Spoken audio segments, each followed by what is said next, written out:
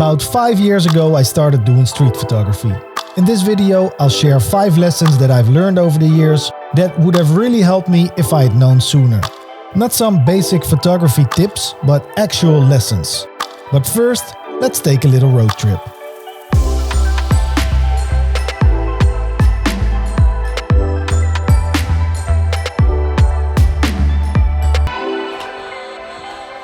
Hello friends, welcome to Zwolle and welcome to my first solo photography adventure trip thing. If you've never been to Zwolle, neither have I. This is my first time here and this trip is divided into 2 parts. My first night is right here in this nice hotel and we're going to explore Zwolle together and we're going to do some street photography. I also bought 2 new lenses and I really look forward to showing you these. And then tomorrow night I'm going to an off-grid cabin in the Dutch forest. A lot of things to look forward to, so let's start things up by hitting the streets.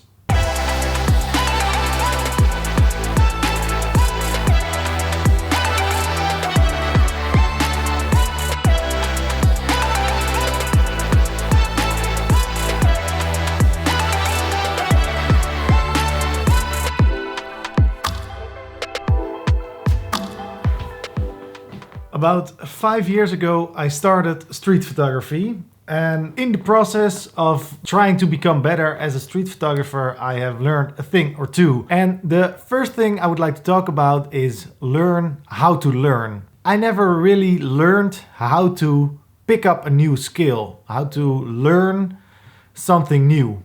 And especially something like street photography. If you're not going to a photography school or something like that, I think it's very important that you learn how to learn it first, because your learning curve can be way steeper if you have some tactics when it comes to learning. And this can be several things. It could be visiting and attending workshops or a mentorship, or if you know someone who is already doing street photography, maybe they can teach you a thing or 2. But when I started street photography, I would just go out on the street, take some photos, and after that just think, well, what could I have done better? But there always was this very big gap between what I see from other people and what I was making myself. And how to close that gap, how to get better and reach the level of the people around you. I didn't really know how to close it, and it really took some years before I really learned how to learn this new skill. So for me, looking back at those first years of street photography, I was just doing things. And if I would have invested more in learning the process of learning, I think that I could have been a better photographer than I am today.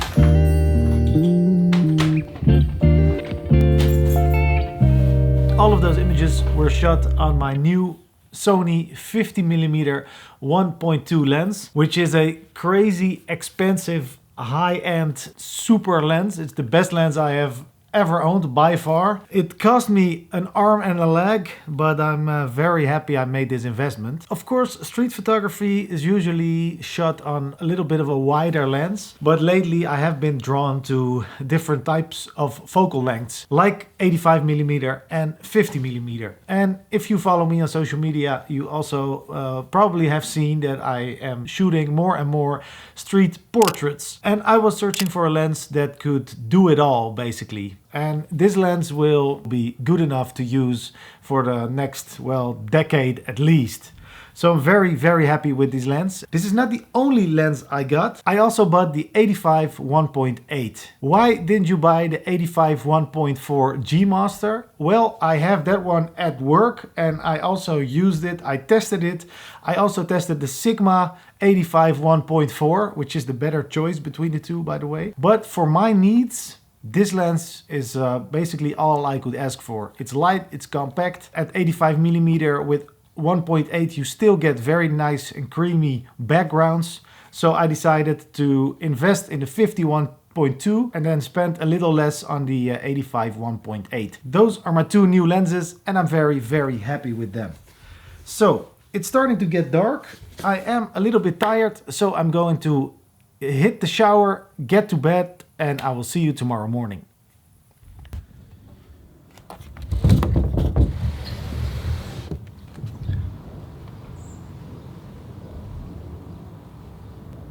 It's a little bit cloudy. Another important thing I learned over the years is providing context to your images. Nowadays, with all the images that are already online, people are not waiting for just another nice image. But if you tell a story or if you provide some context about where this photo is shot or how it came to be or what approach you took to getting that image, then it will resonate with people much more. And this could be in the text underneath your photo. This could be making a photo blog about it or just shooting some B-roll on your phone. It doesn't really have to be all that fancy, and you can figure out how you want to provide context, of course, for yourself. But providing a little bit extra context, I've noticed that how people remember your photo and how it impacts their point of view. Providing context is really an important thing.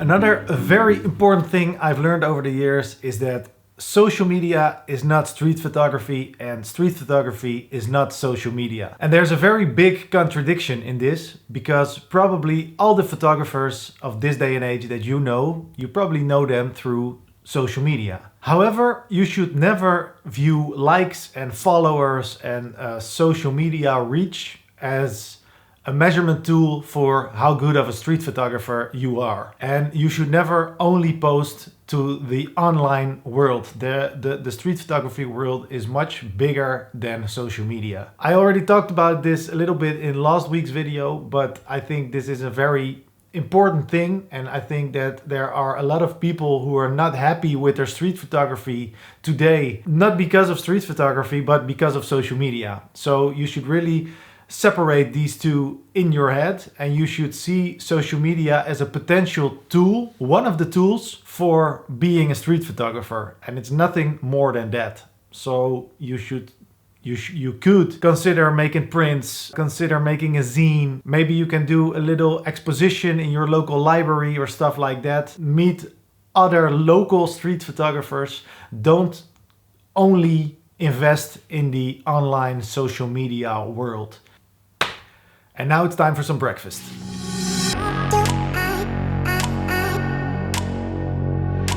I'm staying in this nice little hotel in Zwolle, and the reason I picked this hotel is because it has a whiskey bar downstairs. Let me show you.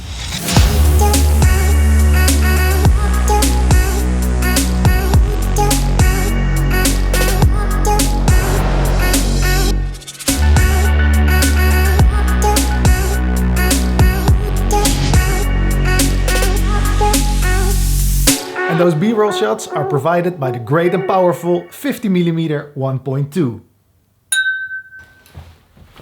So it's time to check out of the hotel, but this video is not finished because I got some more stuff to tell you. Better yet, this is a great time to check if you are subscribed to this YouTube channel. And if you aren't, please click the button, hit the bell, because I got a lot of more cool videos coming up. And well, it would mean a lot if you just subscribed. That would be very nice of you. All right, let's get a move on.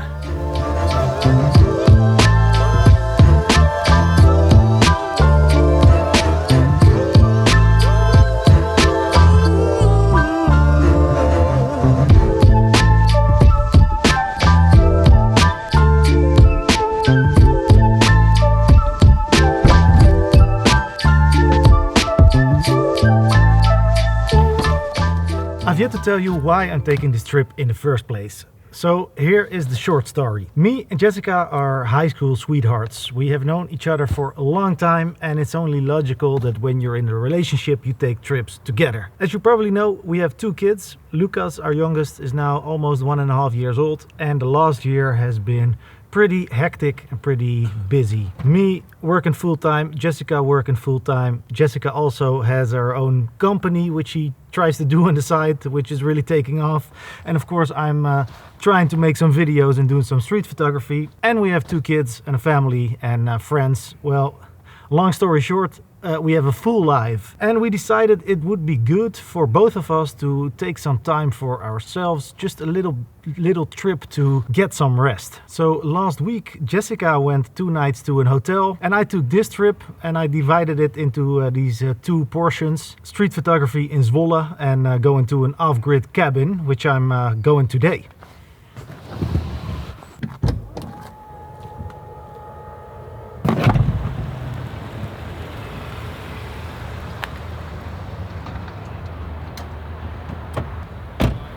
Do you know what else I've learned over the years that's very important? The importance of people. And I don't only mean people in your photos, but people who are around you supporting your photography. Not only friends and family, but mostly ambassadors for your photography. And that can be people who are living or working inside your city, or fellow photographers, or people who have a restaurant or a local gallery store, something like that. Getting your work out there, having a little bit of a network around you of people who know who you are and what you do, that will not only give you opportunities to make money, but it will also give you an opportunity to talk about your work, spread your work, and learn from each other. The importance of people, not to be underestimated.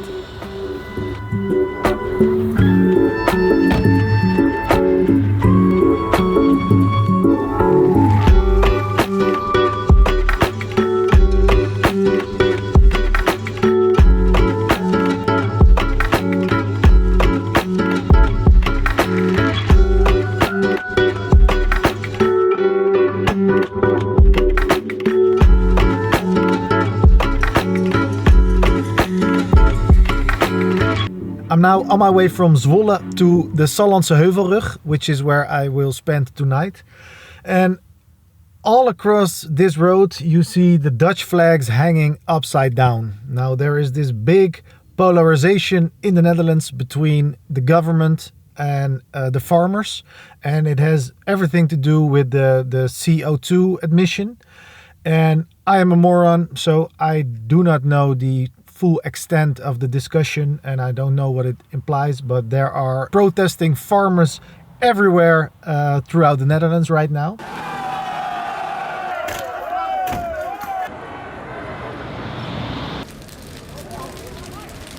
It's a big problem.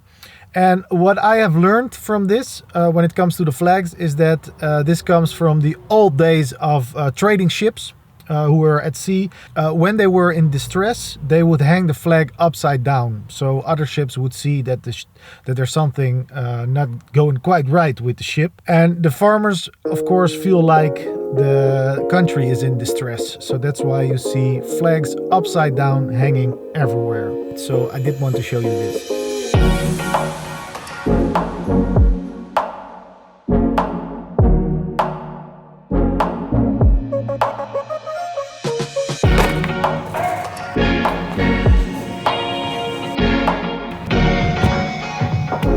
The last thing I really want to tell you, what I've picked up over the years, is to think and divide your photography up into projects and series. Just shooting away doesn't really help your photography, and it's really nice to think of different, it could be even little subjects or little series, such as Man with a Hat or The Color Red or stuff like that, because it will help you in becoming a better photographer. And it also really is nice to go out on the street with a couple of things in mind. So that's the last thing I picked up over the years. I got my supplies. Now it's time to change out of these sneakers and into my hiking boots, and I'm going into the forest for a nice off-grid cabin retreat, if you will.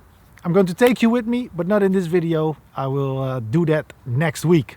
So thank you very much for watching. Thank you for subscribing, and I'll see you next week, which for me will be like in 5 minutes. Peace.